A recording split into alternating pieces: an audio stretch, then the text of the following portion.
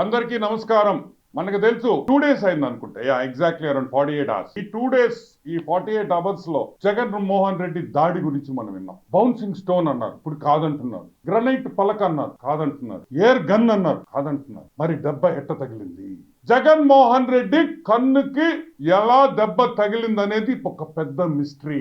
ఎవరికి అర్థం కావటం లేదు. పోలీసు వాళ్ళే తల గోక్కొని ఏమీ అర్థం కాక ఈరోజు విజయవాడ సిపి టాటా గారు 2 లక్షల రూపాయల బహుమతి ఇస్తామని ఆయన ఒక ప్రకటన చేశారు. ఈ దాడి గురించి టాటా గారు, సిపి గారు, ఎవ్వడు ప్రపంచంలో కూడా మీకు దాని గురించి ఏమి చెప్పలేరని కూడా మనం చేస్తున్నా ఒక ఆనం వెంకటరమణారెడ్డి తప్పితే. ఈ ఆనం వెంకటరమణారెడ్డికి ఒక్కడికే తెలుసు ఆ దాడి ఎట్ట జరిగిందో. ఇది దాడి మనుషులు చేసింది కాదు. ఈ దాడి మనుషులు చేసింది కాదు.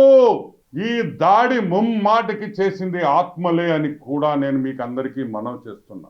నేను కూడా 2 రోజులుగా దీని గురించి ఆలోచించాను. వీడియోలు చూసి 100 సార్లు ఆ వీడియోలు చూశాను నేను. ఎక్కడ కూడా రాయి కానీ ఎలా దెబ్బ తగిలిందనేది కూడా అర్థం కాదు. కానీ దెబ్బ తగిలింది. ఇవన్నీ ఆలోచించిన తర్వాత ఇది మనుషులు చేసిన దాడి కాదు, ఆత్మలు చేసిన దాడి అని మాత్రం మాకు అర్థమవుతా ఉంది. ఆత్మలంటే మీరు చేసిన పాపాలకి, మీరు చేసిన మర్డర్లకి చాలా ఆత్మలు ఉన్నాయి. అందరు ఆత్మల గురించి నేను చెప్పుకుంటా పోతే లక్షల్లో చెప్పాల్సి వస్తుంది. కాబట్టి అందరు కాకుండా మీకు ఒక 4 ఆత్మల గురించి. వైఎస్ రాజశేఖర్ రెడ్డి, వైఎస్ వివేకానంద రెడ్డి ఘోరంగా హత్య చేసిన వ్యక్తి. అమర్నాథ్ గౌడ్ చిన్న పిల్లోడు, 10వ క్లాస్ చదువుతున్న పిల్లోడిని దారుణంగా పెట్రోల్ పోసి తగలబెట్టి చంపేశారే. ఆత్మలన్నీ గమ్ముగా ఉంటాయి అనుకుంటున్నారా? ఆత్మలు దేవుడి దగ్గరికి పోవు, ఇక్కడే తిరుగుతా ఉంటాయి మీకోసం. మిసభ అనే ఒక మైనారిటీ పాప, బంగారు తల్లి, 10వ క్లాస్ చదువుకునే బంగారు తల్లిని వేధించి ఊరేసుకునేటట్టు చేశారే. ఈ ఆత్మలన్నీ గమ్ముగా ఉంటాయా?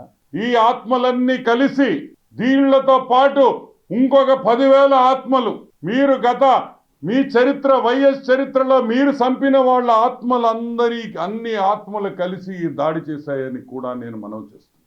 ఇప్పుడు పాయింట్ ఏంటంటే ఈ ఆత్మల దాడి ఎలా ఆపాలి? How do we stop the spirits from attacking Jaganmohan Reddy? Jaganmohan Reddy ఎట్ట మనం కాపాడుకోవాలి ఈ ఆత్మల దగ్గర నుంచి? అది డీజీ వల్ల అవుద్దా, ఐజీ ఇంటెలిజెన్స్ వల్ల అవుద్దా? ఎవరి వల్ల కాదు. ఎందుకంటే ఆత్మలు మనకు కనిపివు కాబట్టి. We cannot see them. అవి కనిపివు, వీ కెనాట్ సీ దెమ్.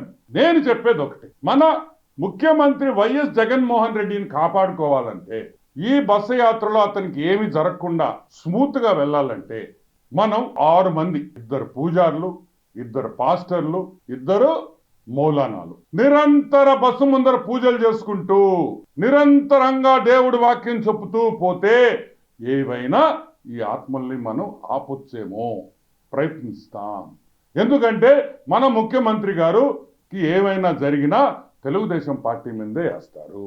ఆయనకి చీమ కొట్టినా మా తప్పే, ఎంటుకలు తెల్లంగా అయినా మా తప్పే, అన్ని మా తప్పే. కాబట్టి మేము ఈరోజు వైసీపీ నాయకుల్ని, అదే ఆ పోలీస్ ఇంటెలిజెన్స్ సెక్యూరిటీ వింగ్ లో ఉండే వాళ్ళకి అందరికీ ఇమీడియట్ గా రేపటి పొద్దున్నుంచే పూజలు మొదలు పెట్టండి.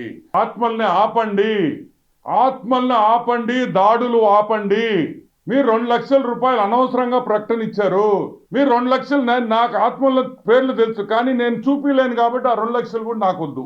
సో వెంటనే పూజలు మొదలు పెట్టాలని మనస్ఫూర్తిగా తెలుగుదేశం పార్టీ తరఫున కోరుకుంటూ, ఆత్మలకి మేమేం తప్పు చేయలేదు, ఆత్మల్లారా మేమేమి తప్పు చేయలేదు, తెలుగుదేశం పార్టీ మీకు ఏమి తప్పు చేయలేదు. ఈ 13వ తేదీ వరకు, ఎలక్షన్ అయ్యే వరకు మీరు అతన్ని వదిలేయండి. 14వ తేదీ తర్వాత మీ ఇష్టం అని ఆ ఆత్మలందరినీ వేడుకుంటున్నాం.